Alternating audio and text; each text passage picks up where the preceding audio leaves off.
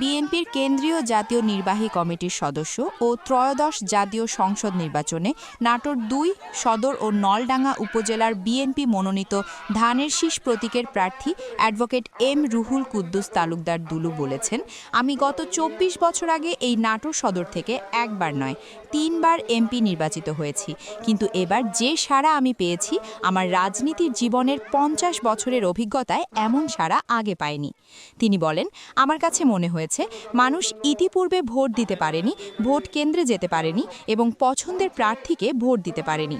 এজন্য মানুষ এখন জেগে উঠেছে এবং অপেক্ষা করছে কবে তারা ভোট কেন্দ্রে গিয়ে ভোট দিতে পারবে। দুলু আরও বলেন, আগামী ১২ তারিখ তারেক রহমানের নেতৃত্বে ভোটাররা বিপুল ভোটে আমাকে ধানের শীষ প্রতীকে নির্বাচিত করবে। তিনি আজ বুধবার সকালে নাটোর সদর উপজেলার ৪ নম্বর লক্ষ্মীপুর খোলাবাড়িয়া ইউনিয়নের চৌরি বাজারে নির্বাচনী প্রচারণাকালে এসব কথা বলেন। এ সময় অন্যান্যদের মধ্যে উপস্থিত ছিলেন জেলা বিএনপির আহ্বায়ক রহিম নেওয়াজ, জেলা বিএনপির সদস্য নাসিম উদ্দিন নাসিম, স্বেচ্ছাসেবক দলের সাবেক সাধারণ সম্পাদক রাসেল আহমেদ রনি, ওলামা দলের সাধারণ সম্পাদক শফিকুল ইসলাম সহ বিএনপির বিভিন্ন পর্যায়ের নেতৃবৃন্দ। আমি গত ২৪ বছর আগে এই নাটোর সদর থেকে একবার না ৩ বার এমপি নির্বাচিত হয়েছি, কিন্তু এবার যে সারা আমি পেয়েছি আমার রাজনীতির জীবনের অভিজ্ঞতা ৫০ বছরের অভিজ্ঞতায় এরকম সারা আমি আমার জন্মে আমি কখনো পাইনি। আমার কাছে যেটা মনে হয়েছে, মানুষ ইতিপূর্বে যে ভোট দিতে পারে নাই, মানুষ যে ভোট কেন্দ্রে যেতে পারে নাই, তার পছন্দের প্রার্থীকে ভোট দিতে পারে নাই, এই জন্য মানুষ জেগে উঠেছে। বিশেষ করে যারা এই আওয়ামী লীগের শাসন আমলে এই হিন্দু ভাই বোনদের উপর অত্যাচারিত হয়েছে, তাদের জমি দখল হয়েছে, তাদের বাড়ি দখল হয়েছে, তাদের মেয়েদেরকে উঠায় নিয়ে চলে গেছে, এখান থেকেই তাদের মধ্যে একটা ভীতি সৃষ্টি হয়েছে। তারা মনে করে এই নাটোরের রাজনীতিতে রুহুল কুদ্দুস তালুকদার দুলু তাদের আশ্রয়স্থল, আস্থার স্থান।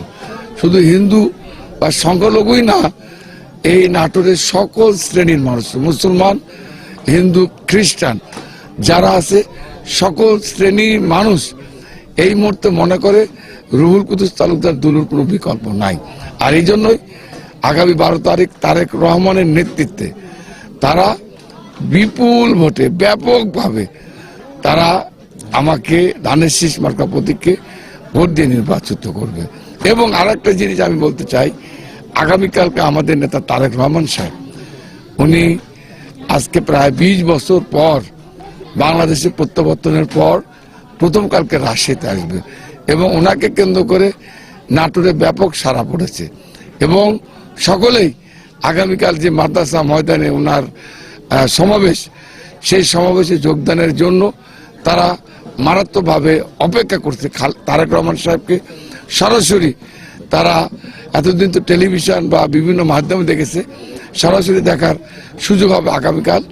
নাটোর থেকে লক্ষ মানুষ আগামীকাল সমাবেশে উপস্থিত হবে।